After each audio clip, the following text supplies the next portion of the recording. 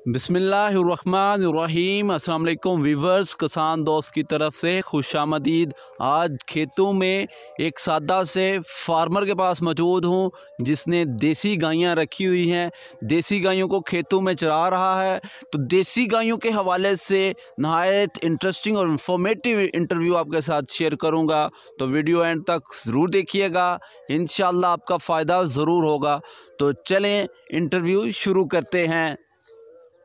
अस्सलाम वालेकुम। वालेकुम सलाम भाई। सर की हाल है तुहाडा? अल्हम्दुलिल्लाह अल्हम्दुलिल्लाह। माशाअल्लाह। अपना की नाम जी? मेरा नाम मोहम्मद तारक है। मोहम्मद तारक साहब किहड़े इलाके नाल ताल्लुक रखदे हो? इत्थे है जिले सियालकोट ही ने। जिला सियालकोट। जिला सियालकोट। अच्छा दसो, देसी गाइयां किन्ने सालों तो पे रखदे हो? हो गए ने कोई 10 साल यार मैनू रखे दियां गाइयां। अच्छा 10 सालां दे विच खुश हो कि परेशान हो? नहीं, अल्लाह दी मेहरबानी, मैं तो बड़ा खुश हाँ यार। अच्छा हाँ, रब दा लख साना। चलो दुध तो थोड़ा दिंदियां ने, है भी ताकतवर है दुध, हैं जी, बेहतरीन सेहत वास्ते, इंसान दी वास्ते बड़ा मुफीद है, क्यों एक नस्ल का जानवर है जी। बिल्कुल। यह सवाल मैं तुहानू तां पुछया कि वो गाइयां रखदियां ने जिहड़ी 40-40 लीटर दुध दिंदियां ने, तुसीं 2-2.5 किलो ना गुजारा किंज कर लैंदे हो? कोई ਇਹਦਾ ਦੁੱਧ मिठा हुंदा, ਉਹਦਾ ਦੁੱਧ लूणा हुंदा जे साहब जी, ਉਹ नहीं पीण ते साडा जी करदा, ਇਹ ਅਸੀਂ पी ਲੈਂਦੇ।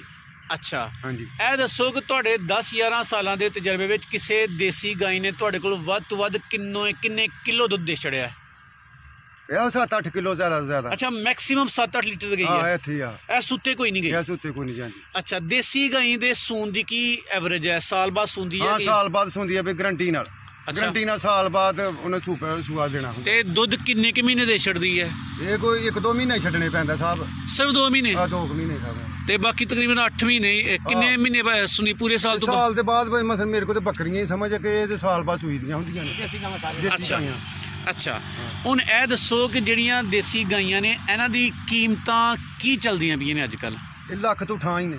ਲੱਖ ਤੋਂ ਠਾਂ ਨੇ? ਹਾਂ, ਕਿਉਂਕਿ ਦੇਸੀ ਨੇ ਲੱਖ ਤੋਂ ਠਾਂ ਨੇ। ਫਰੀਜ਼ੀਅਨ ਤੇ ਕ੍ਰਾਸ ਤੇ ਉਹ ਤੇ 4-4 ਲੱਖ 3-3 ਲੱਖ ਦੀਆਂ ਨੇ, ਲੱਖ ਤੋਂ ਠਾਂ ਹੀ ਬਣਦੀਆਂ। ਠੀਕ ਹੈ। ਅਗਰ ਕਿਸੇ ਬੰਦੇ ਨੇ ਦੇਸੀ ਗਾਈਆਂ ਲੈਣੀਆਂ ਹੋਣ ਤੇ ਪਾਕਿਸਤਾਨ ਦੇ ਕਿਹੜੀ ਮੰਡੀ ਜਾਂ ਕਿਹੜੇ ਇਲਾਕੇ ਨਾਲ ਰਾਬਤਾ ਕਰੇ? ਇਹ ਜ਼ਫਰਵਾਲ ਟੁਰ ਜੇ, ਮਿਸਾਲ ਆਪਣਾ ਸ਼ਕਰਗੜ੍ਹ ਨੂੰ ਹੋ ਜੇ, ਇੱਧਰ ਚਵਿੰਡੇ ਪਸਰੋਰ ਵੀ ਲੱਗਦੀਆਂ ਨੇ ਮੰਡੀਆਂ, ਜਿਹੜੀ ਮਰਜ਼ੀ ਮੰਡੀ 'ਚ ਜਾ ਕੇ ਦੇਸੀ ਮਾਲ ਲੱਭ ਜਾਂਦਾ, ਵੇਖ ਲੈਂਦਾ। ਦੇਸੀ ਮਾਲ ਮੰਡੀਆਂ ਵਿੱਚ ਲੱਭ ਜਾਂਦਾ? ਬੇਸ਼ੁਮਾਰ ਆ। ਅਗਰ ਮੰਡੀ ਤੋਂ ਸੁਣਿਆ ਧੋਖੇ ਫਰਾਡ ਬੜੇ ਹੁੰਦੇ ਨੇ, ਅਗਰ ਕੋਈ ਬੰਦਾ ਕੋਈ ਬੱਚਾ ਤੁਹਾਨੂੰ ਵੇਖ ਕੇ ਕਹੇ ਕਿ ਮੰਡੀ ਵਿੱਚ ਨਹੀਂ ਜਾਣਾ, ਕੋਈ ਇਲਾਕਾ ਦੱਸੋ ਕਿਹੜੇ ਇਲਾਕੇ ਤੋਂ ਫਿਰ ਤੁਰ ਕੇ ਕੋਈ ਤਰੀਕਾ ਸਾਨੂੰ ਦੱਸੋ।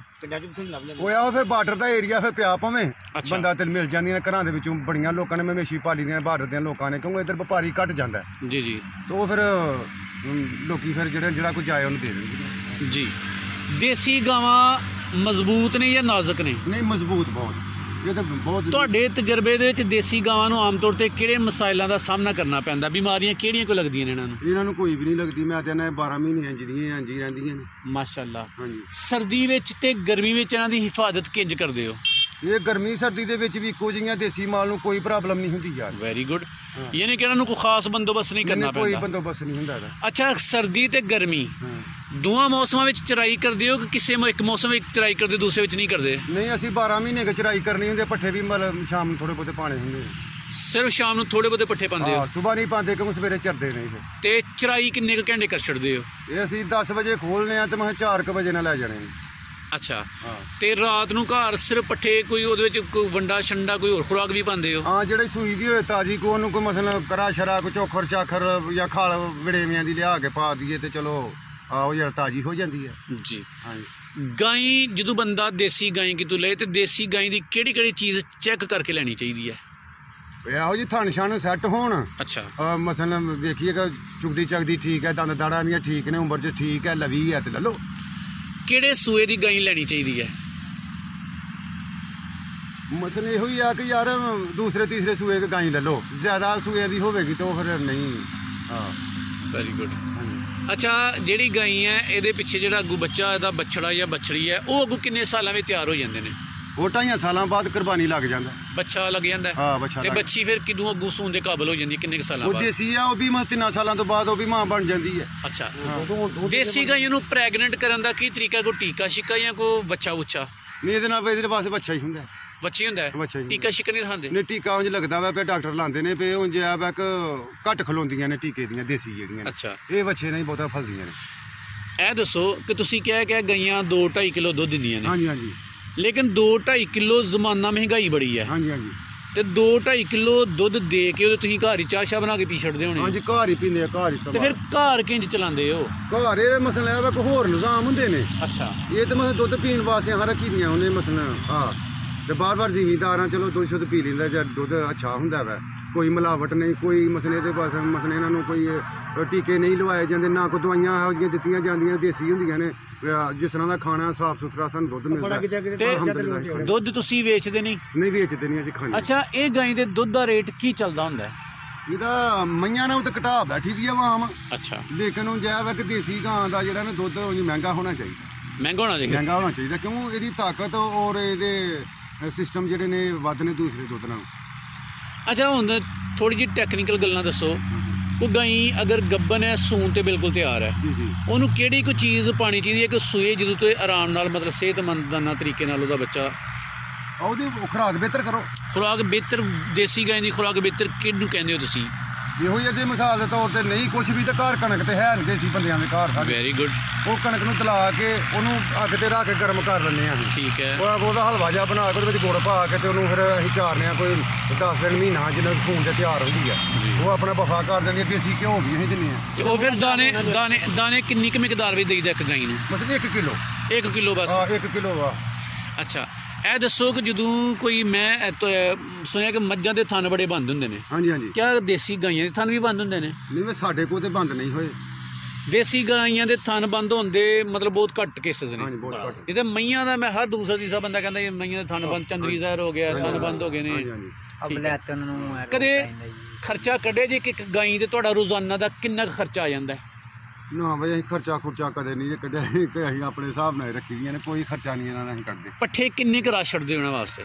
ਇਹਨਾਂ ਵਾਸਤੇ ਇੱਕ ਮਸਲ ਕਦੇ ਹਿਸਾਬ ਕੱਢਿਆ ਜੇ ਇੱਕ ਗਾਈ ਨੂੰ ਕਿੰਨੇ ਕਿਲੋ ਪੱਠੇ ਪਾੜਦੇ ਰੋਜ਼ ਦੇ ਘਰ ਬਾਹਰ ਤੇ ਤੁਸੀਂ ਚਰਾਈ ਫ੍ਰੀ ਕਰਨੀ ਹੈ ਇਹੋ ਕੋਈ 10-15 ਕਿਲੋ ਯਾਰ ਪੱਠੇ ਜ਼ਿਆਦਾ ਤੋਂ ਜ਼ਿਆਦਾ ਐਨੇ ਕੇ ਖਾਂਦੀ ਹੈ ਗਾਈ ਵੈਰੀ ਗੁੱਡ 10 ਕਿਲੋ ਪੱਠੇ ਤਕਰੀਬਨ ਘਰ ਪਾਉਂਦੇ ਹੋ ਬਾਕੀ ਸਾਰਾ ਦਿਨ ਚਰਾਈ ਕਰਦੇ ਚਰਾਈ ਕੀ ਹੁੰਦੀ ਆ ਚਰਾਈ ਕਰਨਾ ਬਜ਼ੁਰਗੋ ਬੜਾ ਔਖਾ ਕੰਮ ਹੈ ਉਹ ਹੈ ਤੇ ਔਖਾ ਵਾ ਭਰਾਵਾ ਲੇਕਿਨ ਇਹ ਵਾ ਕਿ ਚਲੋ ਇਹ ਖੋਲ੍ਹਣ ਤੇ ਇਹਨਾਂ ਦੀ ਤੰਦਰੁਸਤੀ ਔਰ ਬਿਹਤਰੀ ਪਾਣੀ ਛਾਣੀ ਅੱਗੇ ਪਿੱਛੇ ਘਾਹ ਵੰਨ ਸਵੰਨਾ ਖਾਂਦੇ ਨੇ ਕਿ 100 ਬਿਮਾਰੀ ਤੋਂ ਬਚਦੇ ਨੇ ਚਰਾਈ ਕਰਦੇ ਐ ਕਦੇ ਕਿਸੇ ਕਿਸਾਨ ਵੀਰ ਨਾਲ ਤੁਹਾਡੀ ਲੜਾਈ ਤੇ ਨਹੀਂ ਹੋਈ ਲਾਮਾ ਸ਼ਾਮਾ ਜਦੋਂ ਆਉਂਦਾ ਨਹੀਂ ਉਹ ਤੇ ਲੜਾਈ ਹੁੰਦੀ ਹੈ ਕਿਸੇ ਡੰਗਰ ਫੈਲੀ ਵਿੱਚ ਪੈ ਜਾਣ ਕਿਦਾ ਫਸਲ ਖਰਾਬ ਹੋ ਜੇ ਤੇ ਉਹ ਤੇ ਭਾਈ ਗਾਲਾਂ ਅੱਛਾ ਇਹ ਤਕਰੀਬਨ ਜਿਹੜਾ ਮਾਲ ਹੈ ਇਸ ਟਾਈਮ ਮੇਰੇ ਖਿਆਲ ਨਾਲ 30-40 ਦੇ ਉੱਤੇ ਮਾਲ ਹੈ 100 ਉੱਤੇ ਹੈ 100 ਦੇ ਉੱਤੇ ਹੈ ਮਾਸ਼ਾਅੱਲਾ ਅੱਛਾ ਦੱਸੋ 100 ਜਾਨਵਰ ਨੂੰ ਕਿੰਨੇ ਕੁ ਬੰਦੇ ਚਰਾਈ ਵਾਸਤੇ ਕਾਬੂ ਕਰ ਸਕਦੇ ਨੇ 5 ਬੰਦੇ 5 ਬੰਦੇ ਹੁੰਦੇ ਕਾਬੂ ਹੋ ਜਾਂਦਾ ਮਾਲ ਕਾਬੂ ਹੋ ਜਾਂਦਾ ਠੀਕ ਹੈ ਔਰ ਇਹ ਵੀ ਦੱਸੋ ਕਿ ਬਾਹਰ ਜਦੋਂ ਇਹ ਤੁਸੀਂ ਲੈ ਕੇ ਆਉਂਦੇ ਹੋ ਤੇ ਇਹਦੇ ਜਿਹੜੇ ਬਰਸ਼ੂਟ ਨੇ ਉਹਨਾਂ ਨੂੰ ਚਰਾਈ ਵਾਸਤੇ ਕਿੰਨੇ ਮਹੀਨਿਆਂ ਤੋਂ ਬਾਅਦ ਲੈ ਕੇ ਆਉਂਦੇ ਹੋ ਬਾਹਰ